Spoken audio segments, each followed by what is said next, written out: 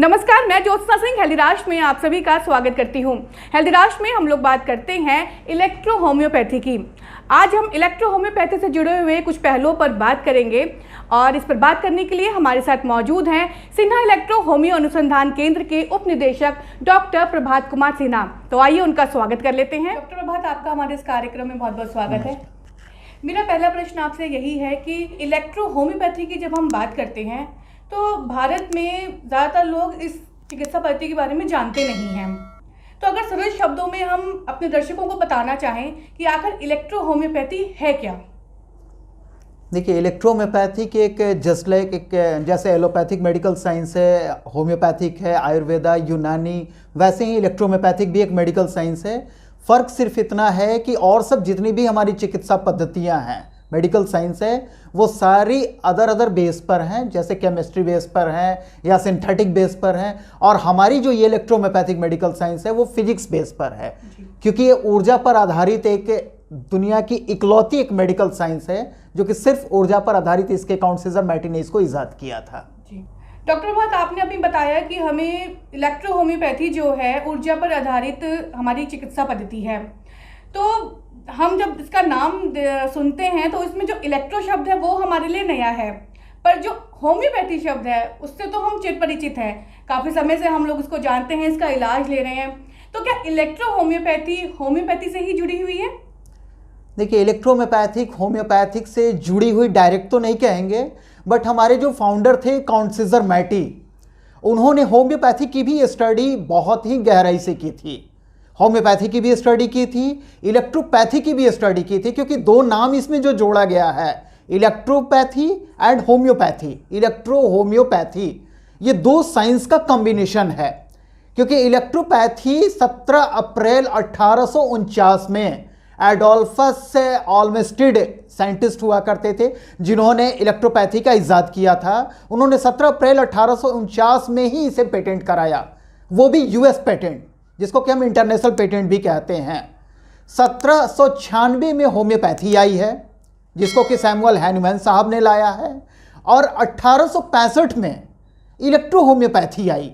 मतलब कि हमारे फाउंडर ने, जो मैंने अभी बताया आपको कि इलेक्ट्रोहोम्योपैथी ऊर्जा पर आधारित साइंस है, तो मैटी साहब ने जब इलेक्ट्रोपैथी की स्टडी की थी तो उस समय उन्होंने इलेक्ट्रो से जो उन्होंने, क्योंकि इलेक्ट्रोपैथी भी कंप्लीट ऊर्जा पर आधारित साइंस है, लेकिन फ़र्क सिर्फ इतना है कि उसमें इलेक्ट्रिसिटी के थ्रू ट्रीटमेंट होता है।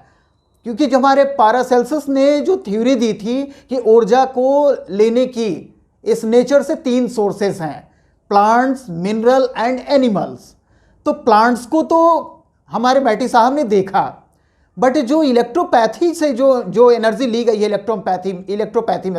इलेक्ट्रोपैथी में वो मिनरल के थ्रू एनर्जी ली गई है, क्योंकि जो इलेक्ट्रिसिटी के थ्रू एनर्जी ली जाती है वो मिनरल एनर्जी बोली जाती है हमेशा। तो मैटी साहब ने इलेक्ट्रोपैथी से एनर्जी की स्टडी की, उसके बाद होम्योपैथी की भी स्टडी की, प्लांट्स की स्टडी हुई उनको। लेकिन होम्योपैथिक में क्योंकि कोई भी साइंस जब नई आती है तो पहले वाले साइंस में कुछ दोष नज़र आता है, तभी वो नई साइंस आएगी। क्योंकि हमेशा हम कहते हैं कि necessity is the mother of invention. जब तक हमें किसी चीज़ की ज़रूरत नहीं होगी तब तक हमें नई चीज़ लाने की कोई ज़रूरत नहीं है। अब जैसे 1865 में इलेक्ट्रोहोम्योपैथिक मेडिकल साइंस आई, उसके बाद कोई दूसरी मेडिकल साइंस अभी तक नहीं आई है। मतलब हमारी मेडिकल जगत में, चिकित्सा जगत में अभी किसी चीज़ की कमी नहीं लग रही है कि हम किसी दूसरे साइंस पर काम करें। जिस दिन हमें कमी लगनी शुरू हो जाएगी, हो सकता है कि हमारे सामने कोई छठी चिकित्सा पद्धति और आ जाएगी। तो मैटी साहब ने वैसे ही इलेक्ट्रोपैथी की भी स्टडी की, जिसको कि एडोल्फस ऑल्मस्टीड ने इसको आविष्कार किया था। 17 अप्रैल 1849 में इसका इंटरनेशनल पेटेंट कराया। सैमुअल हैनुमैन साहब ने 1796 में होम्योपैथी को लाया और 1865 में इलेक्ट्रो होम्योपैथी अपने वजूद में आ चुकी थी पूरी तरीके से। काम तो बहुत पहले से हो रहे थे, लेकिन 1865 में कंप्लीट ये अपने वजूद में आई और इसको इलेक्ट्रोहोम्योपैथी का नाम दिया गया पूरी तरीके से। मेरा जो अगला प्रश्न था उसी में ही कहीं ना कहीं ये आंसर निकल गया है कि मैं पूछना चाह रही थी कि जो इलेक्ट्रोपैथी और इलेक्ट्रो होम्योपैथी क्या एक ही हैं? तो अभी जैसे आपने बताया कि स्टडी दोनों की हुई है, इलेक्ट्रोपैथी की और होम्योपैथी की, तो उससे ही शायद कहीं ना कहीं जुड़ के बना इलेक्ट्रो होम्योपैथी। बिल्कुल।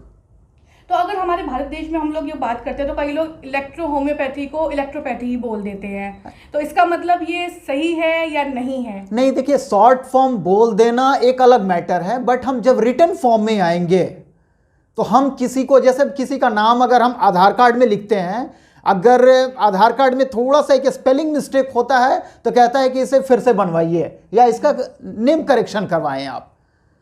तो हम पूरे इलेक्ट्रोहोम्योपैथी का नाम अगर हम इलेक्ट्रोहोम्योपैथी ही लें तो ज़्यादा बेहतर होगा। अगर हम उसे शॉर्ट फॉर्म में इलेक्ट्रोपैथी बोल दें, कोई कहेगा कि यार जब हम पहले वाले को इलेक्ट्रोपैथी, अगर होम्यो को हटाकर इलेक्ट्रोपैथी बोल सकते हैं तो क्यों ना हम इलेक्ट्रो को हटाकर होम्योपैथी बोल दें फिर, क्योंकि पहले जब दूसरा हटाया जा सकता है होम्यो शब्द, तो हम पहला इलेक्ट्रो भी हटा सकते हैं।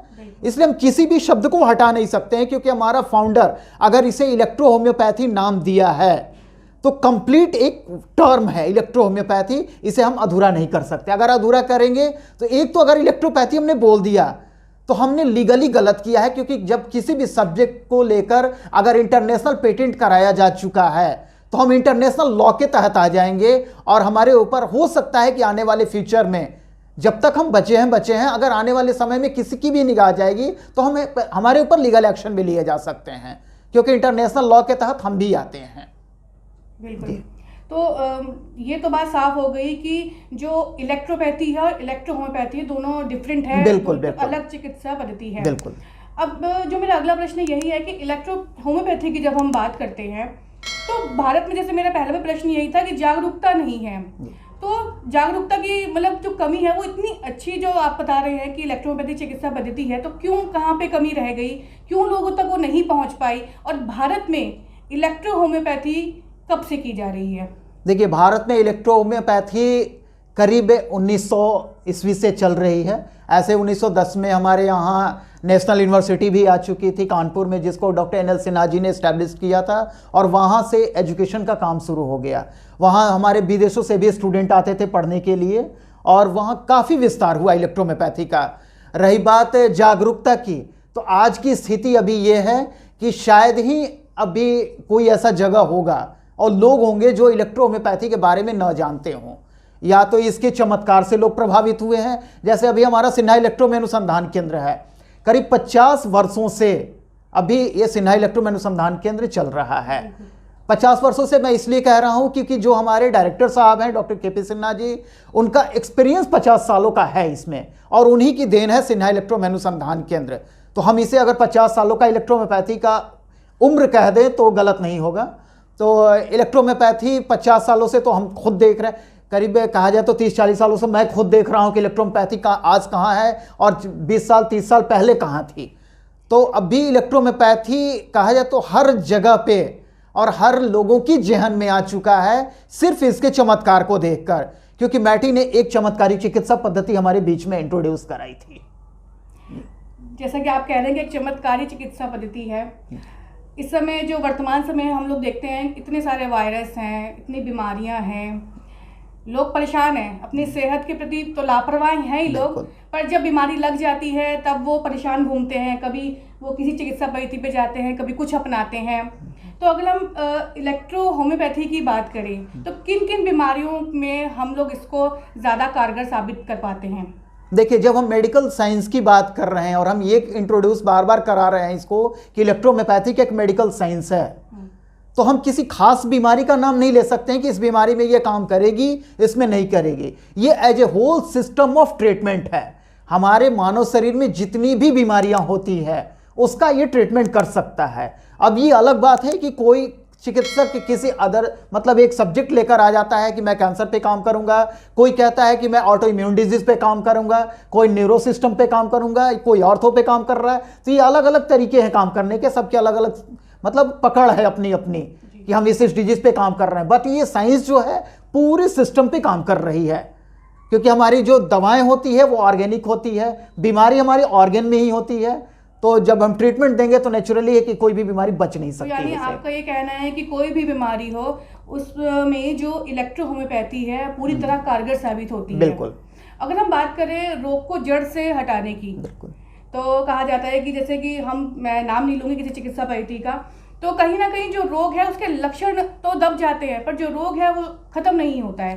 तो इलेक्ट्रो होम्योपैथी में क्या ऐसा विधान है, क्या इस पद्धति के माध्यम से क्या जो रोग है जड़ से खत्म हो सकता है? बिल्कुल, जैसा आपने कहा ना कि सिम्टम रिमूव होना, हमारे साइंटिस्टों ने बोला है इस बात को कि सिम्टम रिमूव होना डिजीज क्यूरेशन का प्रिंसिपल नहीं होता है। जैसे सपोज करें हमें सर दर्द हो रहा है, हमने कोई एनाल्जेसिक मेडिसिन ले ली, सर दर्द खत्म हो गया उस समय, लेकिन फिर भी हम कहते हैं कि बीमारी तो है, हमें फीलिंग नहीं हो रही है, एक अलग मैटर है। सिम्टम रिमूव होना का मतलब कि हम उस सिम्टम को फील नहीं कर रहे हैं सिर्फ, बट वो सिम्टम हमारे अंदर बनी हुई रहती है हमेशा, जब तक वो बीमारी रूट आउट नहीं हो रही है।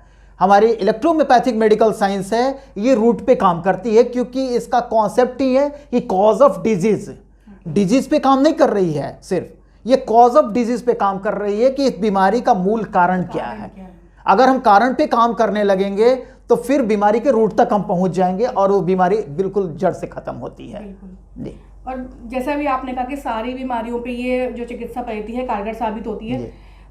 बहुत ऐसे रोग हैं, जैसे कि मान लीजिए मैं कैंसर की बात करूं या एड्स की बात करूं, जहां पे कहीं ना कहीं हमारी जो चिकित्सा पद्धति है एक स्टेज पर आकर असहाय सी महसूस करती हैं। उन रोगों पर इलेक्ट्रो होम्योपैथी का क्या मतलब, ये उनके उसमें ये इलाज संभव है? मान लीजिए अगर मैं कैंसर की बात करूं कि कोई अमुक कैंसर व्यक्ति है, तो क्या इलेक्ट्रो होम्योपैथी के माध्यम से वो जो पूरी तरह ठीक हो सकता है उसका कैंसर? देखिए, जहाँ तक आपने कहा बीमारी की अवस्था, स्टेज कि लास्ट स्टेज पहुँचना, इलेक्ट्रो होम्योपैथिक कॉन्सेप्ट के अनुसार, क्योंकि हम जब भी बात करेंगे तो अपने कॉन्सेप्ट पे बात करेंगे, इलेक्ट्रो होम्योपैथिक कॉन्सेप्ट में किसी भी बीमारी के दो ही स्टेज होते हैं, पहला रिवर्सेबल स्टेज और दूसरा इरिवर्सेबल स्टेज। रिवर्सेबल का मतलब हो गया कि बीमारी अभी तक लौटने के स्टेज में है, रिकवरी के स्टेज में है, वो चाहे थर्ड स्टेज में भी हो और फोर्थ स्टेज में भी हो, मायने नहीं रखता है हमारे लिए। अब ये थर्ड स्टेज और फोर्थ स्टेज में भी रिवर्सेबल स्टेज कैसे होता है, कंडीशन वो आएगा, तो वो हमारी टोटल इम्यूनिटी के ऊपर डिपेंड कर रहा है कि हमारी ब्लड का कैरेक्टर उस समय का कैसा है, हमारा नेचर कैसा है। नेचर इट मीन्स कि ब्लड के नेचर, हमारे मतलब वो मानसिक की मैं बात नहीं कर रहा हूँ। तो वो अगर नेचर हमारा अभी तक बना हुआ है कि नहीं हम लौट सकते हैं, बीमारी अभी लौटने के मूड में है, तो उसे रिवर्सेबल स्टेज कहा जाएगा। एक इरिवर्सेबल स्टेज होता है कि वो किसी भी कंडीशन में हो सकता है। अगर भी कैंसर सेकंड स्टेज में भी है और बीमारी इरिवर्सेबल स्टेज में चली गई है, मतलब कि वो लौटने के मूड में नहीं है, तो वो चाहे हम जितना भी ट्रीटमेंट करते रह जाएं, वो अपने अंतिम अवस्था तक जाती है। लेकिन उस स्टेज में भी ऐसा होता है कि इलेक्ट्रोहोम्योपैथिक अपना फिर भी चमत्कार दिखाती है कि मान लीजिए बीमारी अगर लौटने के स्टेज में नहीं है, वो ऐसा लग रहा है कि वो बीमारी आई है, कहते हैं ना कि ये आई है तो इसे लेकर ही जाएगी, तो ऐसा भी अगर हम सोच लें कि ये लेकर जाएगी, तो फिर भी जो उसकी परेशानी होती है उस मरीज की, उस परेशानी से उसको हम मुक्त करते हैं हमेशा, कि जब तक इसकी लाइफ की सर्वाइवल है। क्योंकि हमारा मानना है कि डॉक्टर का जो रोल होता है वो लाइफ एंड डेथ पर कभी भी नहीं होता है। डॉक्टर का हमेशा जो रोल है वो लाइफ एंड डेथ के बीच की जो परेशानियां होती है, जिसे हम डिजीज कहते हैं, उसको दूर करना। बाकी मौत तो उसे जब आनी है वो आएगी। तो ये हमेशा हम इस बात को रखें। और बीमारी ठीक होने की बात, तो ठीक होना रिवर्सेबल स्टेज है, और इरिवर्सेबल स्टेज में चली जाए तो बीमारी बिल्कुल ठीक नहीं हो सकती है। रही बात उसके पैलिएशन, जो हम लोग पेन एंड पैलिएटिव केयर अभी रन करा रहे हैं पूरे इंडिया में, अभी हमारे हॉस्पिटल चल रहे हैं कैंसर हॉस्पिटल, तो उसमें पेन एंड पैलिएटिव का यही रोल है कि जब बीमारी इरिवर्सेबल स्टेज में चली गई है, वहां पे कुछ भी काम नहीं कर रहा है, ऐसा लग रहा है कि अब चाहे जो भी दे दो, हमारे अंदर वो मतलब कहा जाए ना कि ग्रेस्पिंग पावर ही बिल्कुल खत्म हो चुकी है, चाहे जितनी भी अच्छी चीजें दे दो मैं लूंगा ही नहीं है।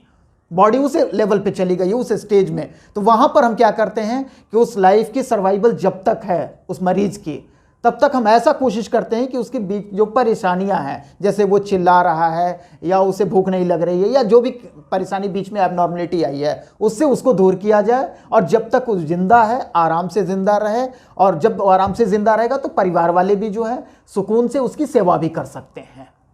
कहीं ना कहीं ये भी देखा गया है कि जैसे कि मान लीजिए हम लोग जो सोचते हैं या हमारे जो सकारात्मक सोच है वो भी कहीं ना कहीं हमारी बीमारी को काट देती है। तो जैसा आपने कहा कि जो आप जो ट्रीटमेंट देते हैं, मान लीजिए कोई कैंसर का पेशेंट है तो वो दर्द से करहा रहा है, उसको तकलीफ है बहुत ज़्यादा, और उसको एक स्टेज मिल गई है कि शायद वो इतने समय के बाद जी नहीं पाएगा, चाहे वो 1 महीना हो या 2 महीना हो, तो आपके ट्रीटमेंट के माध्यम से उसका दर्द तो कम हो जाता है। जैसे आपने कहा कि परिवार वाले भी हंसी खुशी या उसके दर्द में कम होते हुए में उसको खुशी का उसका पार्ट बनते हैं। तो ये कहना यहाँ पे सही होगा कि कहीं जो सोच होगी, सकारात्मक सोच, वो कहीं ना कहीं उस रोग को कम कर सकती है। बिल्कुल ऐसा होता है। देखिए, सोच की जहाँ तक बात है तो हम यहाँ पर सकारात्मक सोच जो आपने जो अभी बोला, ये मेडिकल साइंस में बहुत ही ज़रूरी है। हम जब भी ट्रीटमेंट देते हैं, ये मैनेजमेंट है, ट्रीटमेंट का ये पार्ट होता है हमारा। जब भी हम ट्रीटमेंट देते हैं तो मरीज़ को या मरीज़ के अटेंडेंट को हमेशा ये हम हिदायत देते हैं कि इसका मरीज़ के पास कोई भी निगेटिव सोच वाला बंदा ना जाए।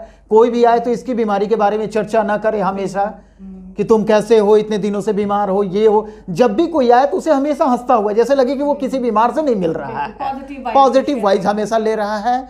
ऐसे भी हमारी इलेक्ट्रोमेपैथी की जो मेडिसिन होती है वो काम ही करती है थ्रू द नर्वस सिस्टम। हमारी इलेक्ट्रोमेपैथिक में इसीलिए काउंसलिंग जो पार्ट होता है वो बहुत ही मेन पार्ट है। अगर हम किसी पेशेंट की अगर हम काउंसलिंग ना करें और सिर्फ ट्रीटमेंट दे दें तो हम इलेक्ट्रोमेपैथिक मेथोडोलॉजी के अनुसार 100% आउटपुट कभी भी नहीं ले सकते हैं। इसलिए काउंसलिंग हमारा ज़रूरी होता है। और काउंसलिंग सिर्फ इसलिए, जैसा कि आपने सकारात्मक सोच जो बताया अभी, सिर्फ वही चीज़, काउंसलिंग के जरिए हम पेशेंट को हमेशा सकारात्मक सोच की तरफ ले जाते हैं।